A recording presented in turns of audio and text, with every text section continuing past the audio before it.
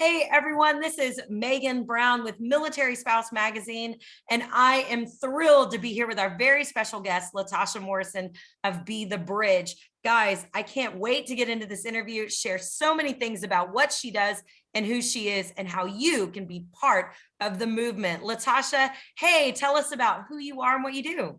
Yes, I am Latasha Morrison, and I am the founder and president of an organization called Be the Bridge. I'm also a speaker, a writer, and a consultant where I wrote a book that hit the New York Times bestseller list. So excited about that. And it is also called Be the Bridge. And so we're helping empower people toward racial equity, healing, and racial reconciliation. That is so amazing. Tell us a little bit about your work, how you got started, the Be the Bridge organization, and then we'll share a little bit more about the resources you guys provide. Yeah, this work started from my own life. I started this back in 2014, started having conversations and with a diverse group of people and realized that, we did not understand each other. Things were happening and we were approaching this from two different angles. We didn't have a shared language or a common memory. We talked about history differently. We didn't know each other. And so I'm like, if I'm going to be in community with people and build relationships with people, I need you to know me. I need you to understand me the same way that I want to know you and understand you. We have to know each other's stories. So we started from there, and I've developed a guided, I guess you would say, a guided journal to help people have that first on-ramping discussion with a diverse group of people. This is not the end, but just the beginning to a lot of work and unlayering that we have to do. And so that's how I started in this, and the thing took off, and a lot of people found out what we were doing and wanted to do this. And so we've created tools and resources to help people to have this conversation, a distinct and transformative conversation on racial healing and understanding what's broken and why we need to be a part of the solution and why we need these issues fixed. Amen. So tell me a little bit about the resources that you guys provide to enter into this conversation and to kind of become aware of all the inner workings of how we got here. Yeah, our first thing is our groups. That's our heartbeat of our organization, our BTB groups.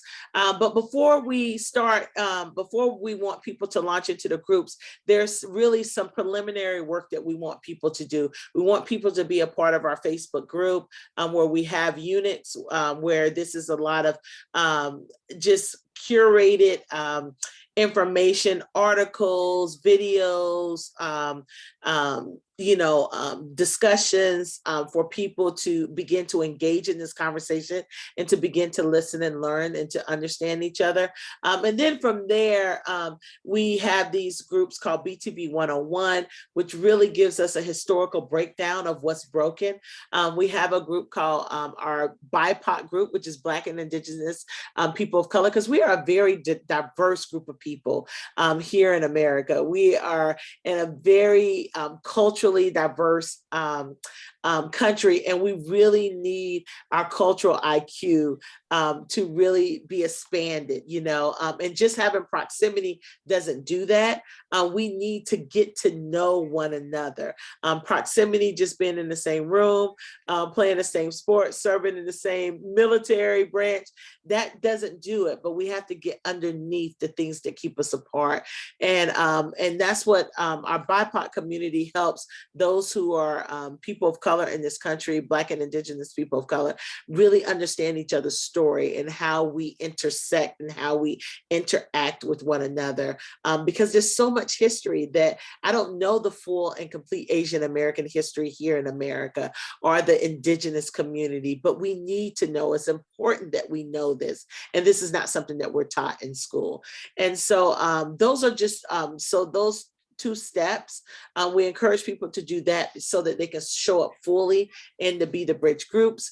And the Be the Bridge groups really is this transformative conversation of people building relationships with one another through social events and through our guided discussion guide, and really getting underneath and pulling back the layers to this complex subject called race in our country, that will help lead us toward this not just unity, but equity and justice. And that's what is needed. But in order to get there, we have to understand what's broken. And so that's what we do. And those are just kind of the first steps, that we take as an organization. Oh my goodness. And I have to tell you, I have loved the Be the Bridge groups. We've had some involvement with those over the years, over the different stations. And if you're listening and you're wondering, how do I get involved? Go to the Be the Bridge website, and there's so much great information there. You can find out about local groups in your area. You can find out local groups in the church.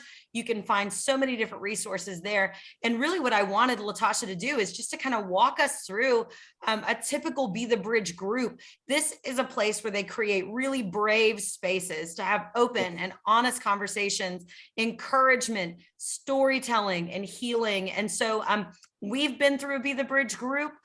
We had an immersive group, but we loved the content of this group because it really allows you to have an experience where you can hear other people's perspectives. You can share your own, but ultimately it is walking toward unity together. And so tell us what a typical Be the Bridge group looks like, and how to get involved. Yeah, this group walks us through this phase of awareness that we go through when we realize that things are so broken, they're a mess. And sometimes that can really cause us to put our heads down and bury it in the sand, or some of us can be brave enough to say, you know what, I don't have all the answers. I see that people are hurting. I don't understand, but I want to show up for my neighbors. I want to show up and begin to equip myself to be a part of the solution. And that's what this is about. The Be the Bridge groups in there, you get to know one another. We walk you through awareness, acknowledgement, understanding sorrow, because a lot of times we get to this point where we hear about our history and there's this shame and guilt. This is not to shame and guilt anyone into anything. This is about us having a collective sorrow that moves us towards this righteousness and justice. And that's what we want to do. And I think that's important for this conversation, and this healing, not only for those of us that are telling our stories, but those of us that listen to the stories. This is a shared experience where we get to know each other on a deeper level.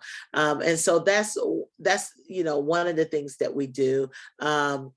The other thing that I would say that's important as you join our group is we have these words that we say. You want to lean into listening. You want to lean into learning, educating yourself. Don't expect someone else to educate you. Educate yourself and have other people to guide you and point you in directions, but be willing to show up and do the work. We want people to we use this word called lament, but only thing that is just sometimes is really having deep empathy, is having sorrow, is a mourning, because sometimes when we hear all of this, it's overwhelming and we don't know what to do with that feeling and feeling overwhelmed. And sometimes we can just hold hands with one another, hug each other with one another and say, I didn't cause the issues. I don't know what the solution is, but I'm here, and I'm going to walk with you in this until the end, or we're going to walk together in this in the end. And so, and then really from there, it's just leveraging our position, our voices, our gifts, our talents to really tell other people about what's happening. And then the last thing is, because when we always talk about love, all we need is love. Yes, love is great, but how do we get to love, and how do we demonstrate love? And so when we look at how do we demonstrate love, the act of listening, which is a verb, learning, that, which is another one, and then lamenting, and then this right here leads us to how we demonstrate love, and to one another. And I think that's important in this conversation that is so complex, that is older than you and I and everyone listening put together. We didn't break it. It's not our fault, but it is our responsibility as citizens of this country to be a part of the solution and to create a better future for the next generation, that they won't have to deal with the things that we're dealing with or that our grandparents dealt with or our parents dealt with, but we're passing them a baton that's a little bit better, that's a little bit more unified, that's a little bit demonstrating more empathy, that's empathetic, that's a little bit, there's more equity there, that they're getting the full truth, and I think that's the thing that's going to move us forward. Oh my gosh, I love that. And I think about the ramifications and the impact of what we're talking about in our community. I think some people may say that racial reconciliation isn't an issue in the military, but as a military spouse of 17 years, I would say there's definitely some room for improvement, guys. Yeah. And really, we know this. We are not immune from the culture, even Yeah. as a military community, and we're moving and we're creating our own culture. We aren't immune to the culture around us.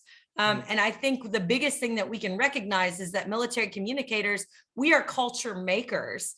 When Yeah. we move and we shift and we relocate and we build new communities, we have the capacity to build a beautiful culture, Yeah. inclusive, diverse, multi-ethnic, but also culturally competent. And I think that that's a beautiful opportunity that we have as military spouses. So if you're listening to this and you're reading this article and you're excited, Latasha, tell everyone how they can find you, how they can find your work, what podcasts they should listen to. Yes, yes, yes, yes. And just, just an encouragement to the military community. I am a product of the military community. My father was an 82nd Airborne. My grandfather was in the military. I grew up in Fayetteville, North Carolina, Fort Bragg. And so I am a product of this. So I know this is possible. I am here today because of the inclusion in the community that I grew up, where being able to experience differences and understand and wanting to talk about it. So you guys have such a leverage on the rest of the world that doesn't even have that in many places. And so you can find me at latashamorrison.com, but also at bethebridge.com. That's our website. You can find out more information, our offerings, find out more about our programming, and on all the social media. It is my name, Latasha Morrison, and also Be the Bridge on Instagram. You can follow us to find out more information about what we're doing. And then our podcast.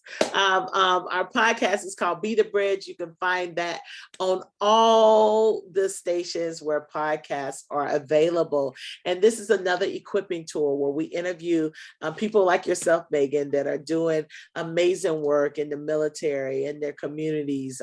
And we kind of share the stories of bridge builders all around. And we also really dissect some of the cultural problems that we're having in our world. And so we get the opportunity to speak with some great people. So this is a great tool for those of you who want to know a little bit more, is to listen to the Be the Bridge podcast. Amazing, amazing. Thank you so much, Latasha, for joining us today. Make sure that you update your notifications so you can see when Military Spouse is posting new articles and information. We are so glad you're here with us. Thank you so much, and we'll see you guys later. Yes, thank you so much for having me.